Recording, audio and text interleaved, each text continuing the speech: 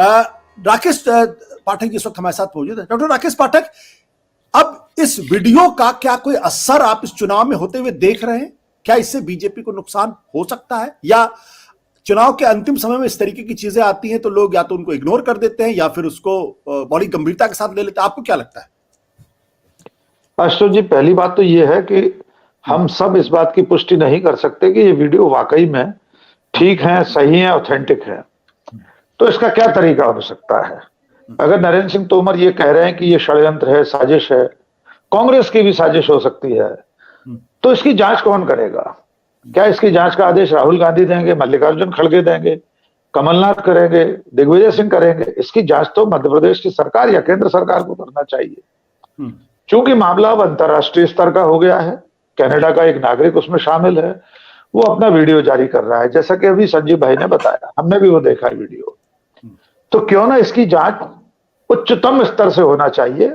हमारे देश की तमाम एजेंसियां बहुत सक्षम है, एनआईए है, सीबीआई है, रॉ है, आईबी है। जरूरत पड़े तो मोसाद की मदद ली जाए, जरूरत पड़े तो केजीबी की मदद ली जाए, सीआईए की मदद ली जाए।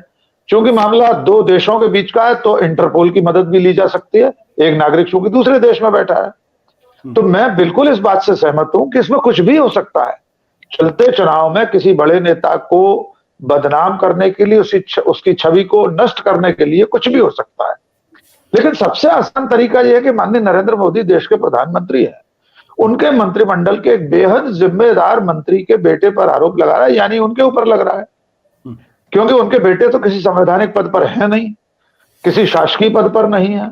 लेकिन अगर वे हजारों करोड़ की बात कर रहे हैं, अगर कर रहे हैं, तो स्वयं प्रधानमंत्री को अपनी सरकार और अपने सहयोगी की छवि को बचाने के लिए इसकी पारदर्शी जांच करा लेना चाहिए। हमें अब तक नहीं मालूम हुआ कि सरकार इसमें कोई कदम उठा रही है।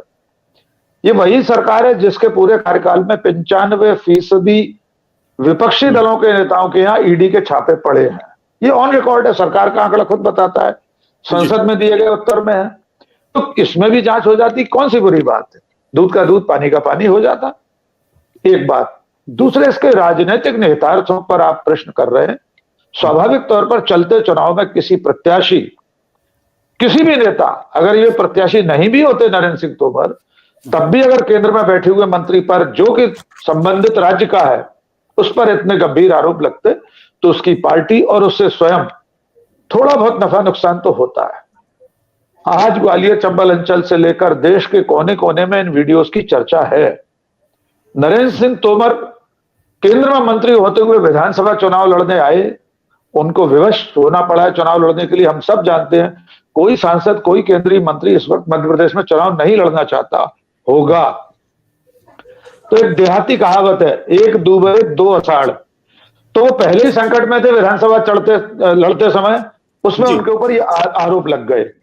तीसरा, सबसे महत्वपूर्ण इसमें जो मैं देख पा रहा हूं, उन्हें डिफेंड करने के लिए पार्टी आगे नहीं आ रही। आशुतोष जी, मुझे अभी तक ग्वालियर चंबल में ज्योतिरादित्य सिंधिया का कोई बहुत महत्वपूर्ण बयान, कोई पत्रकार वार्ता करके उन्होंने नरेंद्र सिंह तोमर की कोई हिफाजत करने की कोशिश की हो, वो मुझे नहीं दिख रहा।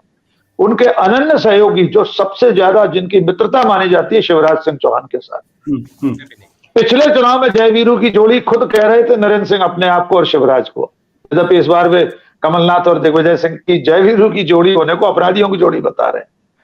तो शिवराज सिंह जयवीरू की जोड़ी अभी भी उन्होंने कहा था। दूसरी वो चुनाव अभियान समिति के संयोजक, बिल्कुल मैं संजीव जी वही आ रहा था। तो नरेंद्र सिंह तोमर मध्य प्रदेश की चुनाव अभियान समिति के संयोजक हैं, मुखिया है, केंद्र में मंत्री है।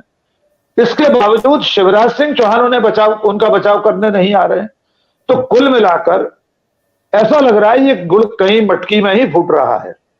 और ये कैसे पता चलेगा? इसके लिए तो सरकारी एजेंसियां ही हो सकती है। सत्यहिंदी.com तो जांच करने चलना ही पड़ेगा। थाने में रिपोर्ट लिखाई है उनके सुपुत्र ने, यद्यपि उस रिपोर्ट में उन्होंने ये नहीं कहा कि मैं नहीं हूं इस वीडियो में। उस एफआईआर में, उस फरियाद में उन्होंने कहा इसमें काट छांट की गई है। एक अंतिम बात आशुतोष जी, जिस पहले चरण में जोड़ देता हूं। अभी कुछ देर पहले, 1-1.5 घंटे पहले, एक यूट्यूब चैनल ने कुछ वीडियो और जारी किए हैं। उनमें से एक वीडियो में, जो कि 3 कृष्ण मेनन मार्ग, नई दिल्ली, नरेंद्र सिंह तोमर जी के सरकारी आवास का पता है, उसके भीतर का ड्राइंग रूम का वीडियो है। देवेंद्र प्रताप सिंह तोमर रामू और छोटे उनके भाई प्रबल प्रताप सिंह, रघु, वे लोग खाना खा रहे हैं और बगल में बेड पर ये जो मगनदीप सिंह, उनकी तस्वीर बताई जाए, जगमनदीप सिंह। उसमें ऐसा लिखा है पॉइंटर के रूप में कि ये जगमनदीप सिंह है। अगर शासकीय आवास में वो व्यक्ति बैठा है, ऐसा कोई वीडियो है, तो इसकी भी तो जांच होनी चाहिए ना। ये नीर-शीर विवेक हमारे और आपके पास इतना तो नहीं है कि हम किसी वीडियो की जांच करने निकल पड़े। तो ये 3 एंगल इसमें थे। जी। सत्य हिंदी का ऐप डाउनलोड करें गूगल प्ले स्टोर पर।